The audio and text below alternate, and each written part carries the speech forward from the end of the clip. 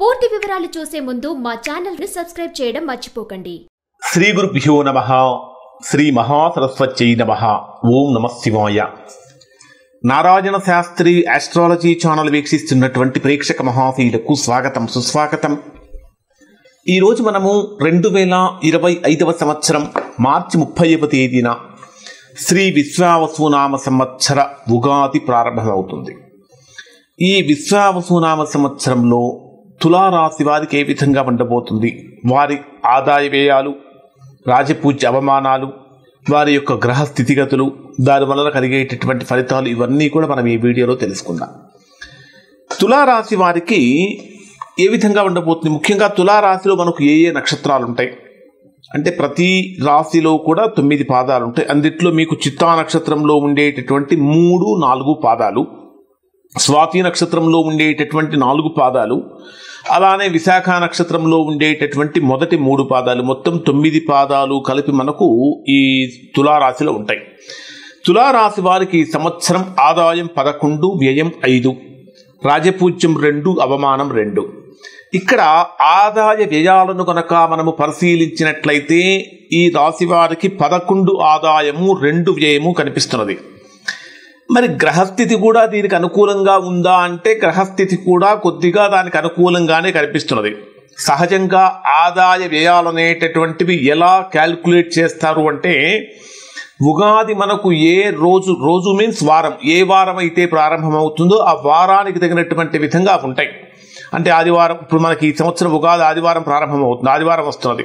ఆదివారం వస్తే ఈ రకమైనటువంటివి, సోమవారం వస్తే మరొక రకంగా, మంగళవారం వస్తే ఇంకొక రకంగా, ఈ రకంగా అంటే ఒక్కొక్క వారం ఒక్కొక్క రకమైనటువంటి ఫలితాలు ఉంటాయి. ఇక్కడ ఆదివారం కాబట్టి ఈ రకంగా ఉంటుంది. మరి దానికి తగినటువంటి విధంగా గ్రహస్థితి కూడా తులారాశి వారికి అలానే ఉందంటే ఖచ్చితంగా అలానే ఉంది. అన్నిటికంటే పెద్ద గుడ్ న్యూస్ ఏంటంటే తులారాశి వారికి గత సంవత్సర కాలం నుంచి తులారాశి వారికి అష్టమంలో గురుడుతోటి కొంచెం నలిగిపోయినాడు. ఎందుకంటే ఒక శుభగ్రహం ఒక పాపస్థానంలో ఉన్నప్పుడు పాప ఫలితాన్నే ఇచ్చింది.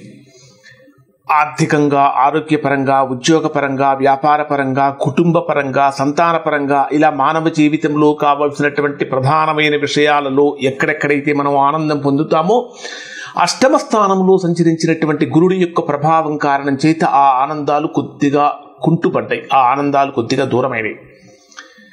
మనము మార్చి 30వ తేదీన మనకు ఉగాది జరుపుకుంటున్నాం. మనం మార్చి 30 నుంచి మే 14వ తేదీ వరకు పరిస్థితుల్లో పెద్దగా మార్పులు ఏమీ ఉండవు తులారాశి వారికి. ఒక్కసారిగా సంవత్సరం, కొత్త సంవత్సరం మారింది, ఉగాది వచ్చేసింది, ఒక్కసారిగా మనకేదో లక్షలు వచ్చి పడతాయి, కోట్లు వచ్చి పడతాయి అని చెప్పడానికి వీల్లేదు. మే 14వ తేదీ వరకు గురుడు రాశి మార్పు జరిగేంత వరకు కూడా తులారాశి వారికి యాజ్ ఇట్ ఈజ్గా ఇప్పటి వరకు మీరు ఏ విధంగా అయితే ఫలితాలు పొందుతున్నారో ఆ విధంగానే ఉంటుంది. ఎప్పుడైతే గురుడు మీ రాశికి అష్టమ స్థానం నుంచి 9వ స్థానం భాగ్యస్థానంలోకి గురుడు యొక్క ప్రవేశం అనేటటువంటిది జరుగుతుందో అప్పుడు తులారాశి వారికి బ్రహ్మాండమైనటువంటి అనుకూలత, అంటే దీర్ఘకాలికంగా పెట్టుబడులు అనుకూలత కలిసి వస్తుంది. భూగృహమైనటువంటి లాభాలు కలుగుతూ ఉంటాయి. అష్టమ స్థానంలో సంచరించినటువంటి గురుడు 9వ స్థానంలోకి వెళ్ళినప్పుడు చిరకాలంగా అంటే దీర్ఘకాలికంగా రావాల్సినటువంటి ధనం చేతికి రాక ఇబ్బంది పడుతున్నటువంటి వారికి ఆర్థికంగా వెసులుబాటు కలుగుతుంది. గురుడు అష్టమ స్థానంలో ఉన్నప్పుడు వివాహ యోగానికి నోచుకున్నటువంటి వారికి ఆ వివాహ యోగం అనేటటువంటిది కూడా కలుగుతుంది. ఉన్నత విద్య కోసం ప్రయత్నించేటటువంటి వారికి అంటే విద్యా, వైద్య, సాంకేతిక రంగాలలో డెవలప్మెంట్స్ లేక ఆగిపోయినటువంటి వారు ఆ రకమైనటువంటి డెవలప్మెంట్స్ అనేటటువంటివి కూడా కలుగుతాయి. ఎప్పుడైతే గురుడు మీ జన్మరాశిని వదిలిపెట్టి 9వ స్థానంలోకి వెళ్తాడో మే 14వ తేదీ రాత్రికి వెళ్తాడు. అలా 9వ స్థానంలో గురుడు వెళ్ళినటువంటి వెంటనే మీకు చక్కటి గొప్ప పేరు ప్రఖ్యాతులు, కీర్తి ప్రతిష్టలు అన్నీ కూడా లభిస్తాయి. అలానే హోల్సేల్ బిజినెస్ చేసేటటువంటి వారికి, రిటైల్ బిజినెస్ చేసేటటువంటి వారికి, అన్ని రకాలైనటువంటి వ్యాపారాలు చేసేటటువంటి వారికి కూడా గురుబలం అనేటటువంటిది సంపూర్ణంగా ఈ సంవత్సరం వీరికి కనిపిస్తూ ఉంటుంది.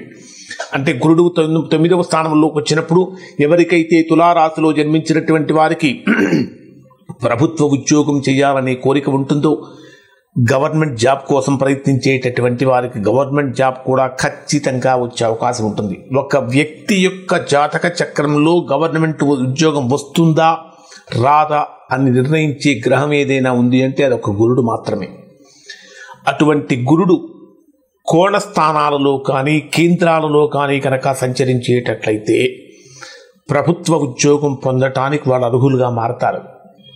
ఇప్పుడు మీ జన్మరాశికి 9వ స్థానంలోకి పుణ్యస్థానం అంటారు. 9వ స్థానాన్ని భాగ్యస్థానం, 1, 5, 9 స్థానాలను పుణ్యస్థానాలు అంటారు. ఆ స్థానాలలో ఉండే గ్రహాలు ఏవైనా సరే శుభ ఫలితాన్ని ఇవ్వాలి. ఇక్కడ గురుడు మీ జన్మరాశికి 9వ స్థానంలోకి వస్తున్నప్పుడు తులారాశి వారికి అఖండమైనటువంటి అదృష్ట యోగాన్ని, ఏది కోరుకుంటే అది జరిగేటటువంటి విధంగా చేస్తాడు. ఉద్యోగస్తులకు ప్రమోషన్స్తో పాటు ప్రమోషన్స్ ఇస్తాడు, మంచి రిలేషన్స్ కలిగిస్తాడు, సంబంధ బాంధవ్యాలు బ్రహ్మాండంగా పెరుగుతూ ఉంటాయి. అన్నిటికంటే ముఖ్యంగా గురుడు 9వ స్థానంలో ప్రవేశించినప్పుడు తీర్థయాత్రలు చేయాలనే కోరిక కలుగుతుంది, దైవ బలం పెరుగుతుంది. మరి ఈ సంవత్సరం అంతా గురుడు 9వ స్థానంలోనే ఉంటాడా అంటే ఉండడు. అతిచారంతో అక్టోబర్ 18న కర్కాటక రాశిలోకి ప్రవేశిస్తాడు. మిథున రాశి నుంచి అంటే మీ జన్మరాశికి 10వ స్థానంలోకి వస్తాడు. అక్కడ ఒక 51 రోజులు ఉంటాడండి. అంటే అక్టోబర్ 18 నుంచి ఎప్పటి వరకు ఉంటాడంటే డిసెంబర్ 5వ తేదీ వరకు ఉంటాడు. డిసెంబర్ 5వ తేదీ వరకు అక్కడ ఉండి మరలా మిథున రాశిలోకి వెళ్తాడు. ఈ అక్టోబర్ 18 నుంచి డిసెంబర్ 5వ తేదీ మధ్యలో ఉద్యోగపరమైనటువంటి డెవలప్మెంట్స్ వీరికి కలిగిస్తాడు. అంటే ఓవరాల్గా కనుక తీసుకుంటే తులారాశి వారికి గురుడు వలన బ్రహ్మాండమైన ఫలితం కలుగుతుంది. తర్వాత మార్చి 30వ తేదీన మనం ఉగాది జరుపుకుంటున్నాము. ఉగాది మార్చి 30వ తేదీనే ఇప్పటిదాకా మీ జన్మరాశికి 5వ స్థానంలో సంచరించినటువంటి శని 6వ స్థానంలోకి ప్రవేశిస్తాడు. సహజంగా 6వ స్థానం రోగస్థానము, పాపస్థానం, శత్రుస్థానం కదా. మరి శని మంచి ఫలితాలు ఇస్తాడా అంటే తులారాశి వారికి తులారాశ్యాధిపతి అయినటువంటి శుక్రుడికి మరియు శనికి మధ్య మిత్రత్వం ఉంటుంది. ఈ 2 మిత్రగ్రహాలు. పైగా శని పాపగ్రహం, 6వ స్థానం కూడా పాపస్థానం. అంటే ఒక పాపగ్రహం ఒక పాపస్థానంలో సంచరించేటప్పుడు సహజంగా శుభ ఫలితాలే ఇస్తుంది. మరొకటి ఏమిటంటే ఇక్కడ శని మీ జన్మరాశికి 6వ స్థానంలోకి సువర్ణమూర్తిగా ప్రవేశిస్తున్నాడు. అంటే శని కానీ గురుడు కానీ రాహువు కానీ కేతువు కానీ అవి సంచరించేటటువంటి స్థానం ఏదైనప్పటికీ వాటి యొక్క మూర్తిమత్వం అనేటటువంటిది చాలా ఇంపార్టెంట్. సువర్ణమూర్తిగా కనుక ఉంటే 100% గొప్ప ఫలితాన్ని ఇస్తాయి. రజతమూర్తిగా కనుక ఉంటే 75% ఇస్తాయి. అలానే తామ్రమూర్తిగా కనుక ఉంటే ఒక 50% ఇస్తాయి. లోహమూర్తిగా కనుక ఉంటే ఒక 25% ఇస్తాయి. అంటే ఇలా మనకు 4 రకాలైనటువంటి మూర్తిమత్వాలు ఉంటాయి. వీటిలో సువర్ణమూర్తిగా సంచరించేటప్పుడు శని తులారాశి వారికి 100% అనుకూలమైన ఫలితాన్ని ఇస్తాడు. ముఖ్యంగా చెప్పాలంటే ఎటువంటి ఫలితాలు ఇస్తాడు అంటే శని ప్రధానంగా రాజకీయ రంగానికి సంబంధించినటువంటి రాజకీయాలలో ఉన్నటువంటి వారికి అమోఘమైనటువంటి ప్రతిభనిస్తాడు. అంటే రాజకీయ రంగంలో ఉన్నటువంటి వారికి గొప్ప విశేషమైనటువంటి ప్రజాదరణ కలిగిస్తాడు. 6వ స్థానం శత్రుస్థానం కూడా. అంటే ప్రత్యర్థుల యొక్క వ్యూహాలను ముందుగానే పసిగట్టగలిగి దానికి తగినటువంటి విధంగా మీరు ఏర్పాట్లు చేసుకోగలిగినటువంటి శక్తి సామర్థ్యాలను కూడా మీకు ఇస్తాడు.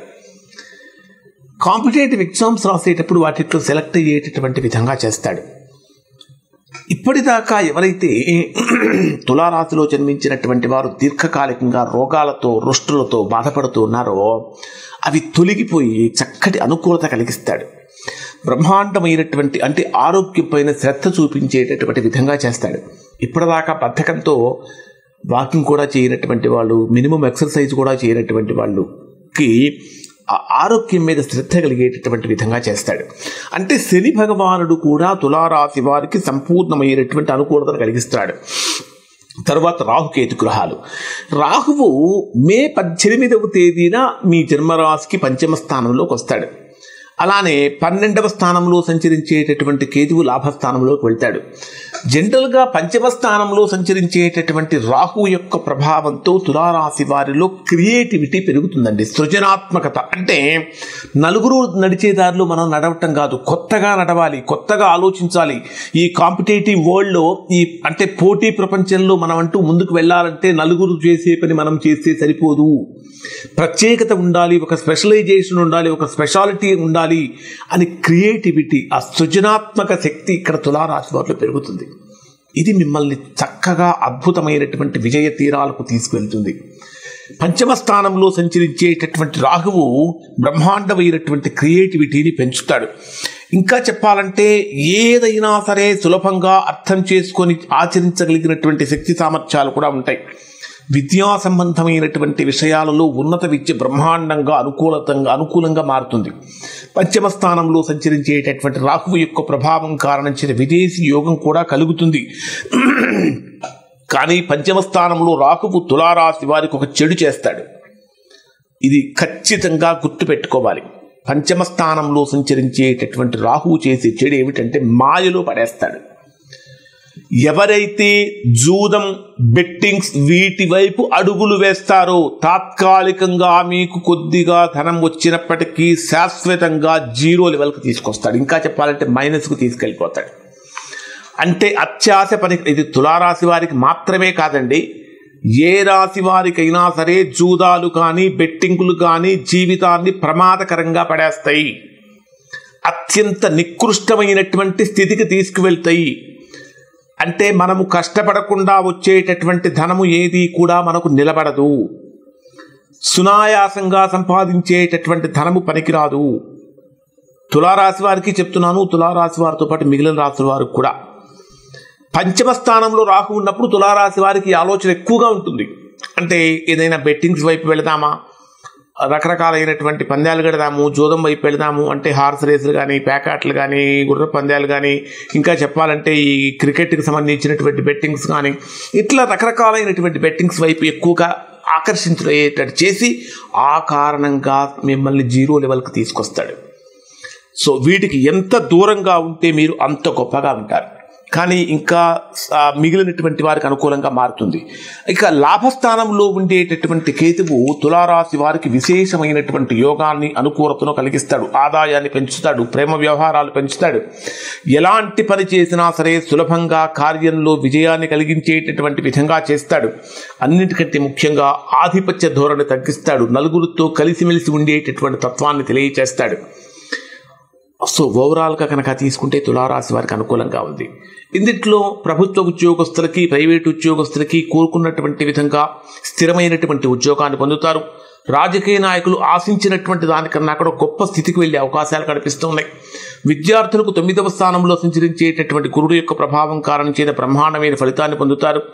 వ్యవసాయదారులకు 2 పంటలు కూడా లాభసాటిగా సాగుతూ ఉంటాయి. ఆక్వా రంగంలో ఉన్నటువంటి వారికి, మొదలైనటువంటి చేపల చెరువులు, రొయ్యల చెరువులు మొదలైన చేసేటటువంటి వారికి ఇది బ్రహ్మాండమైనటువంటి అనుకూలమైనటువంటి కాలం అని చెప్పాలి. దాంతోపాటు ఇక కవులకి, కళాకారులకి, వీరందరికీ కూడా అనుకూలమైన సమయం అని చెప్పాలి. సినీ రంగంలో ఉన్నటువంటి వారికి, టీవీ నటీనటులకు కూడా గొప్ప ఫలితాన్ని వస్తాయి. ఈ సంవత్సరం అంతా కూడా ఈ రాశి వారికి అనుకూలమైన సంఖ్య 6. 6 అనేటటువంటి నంబర్తో మీరు ఏ పని ప్రారంభించినా సరే చక్కగా దిగ్విజయాన్ని పొందుతారు. మరి తులారాశి వారికి ఇంత గొప్ప ఫలితాలు ఈ సంవత్సరం కనిపిస్తున్నాయి. ఇవి మీకు ఖచ్చితంగా వర్తిస్తాయి. ఎవరైనా సరే తీవ్రమైన ప్రతికూలతలు కనుక పొందుతుంటే దానికి కారణం ఏమిటి? ఈ ప్రధాన గ్రహాలు ఏమైనా మీ వ్యక్తిగత జాతకంలో పాపస్థానాల్లో ఉన్నాయా, లేదా వీటి జరుగుతున్న మహర్దశలు, అంతర్దశలు ఏదైనా ప్రతికూలంగా ఉన్నాయో ఒకసారి చూసుకొని ఎందుకంటే సంవత్సర ఫలితాలు కదా, చూసుకొని దానికి తగిన విధంగా ఒకసారి వీలైతే జాతకం చూపించుకొని, జాతక పరిశీలన చేయించుకొని, దోషం ఎక్కడుందో తెలుసుకుని దానికి తగిన చిన్న పరిహారాలు కనుక చేసుకుంటే బ్రహ్మాండమైన ఫలితాన్ని పొందుతారు. ఇవి తులారాశి వారికి సంబంధించిన విశ్వావసునామ సంవత్సర ఉగాది రాశి ఫలితాలు. శుభం.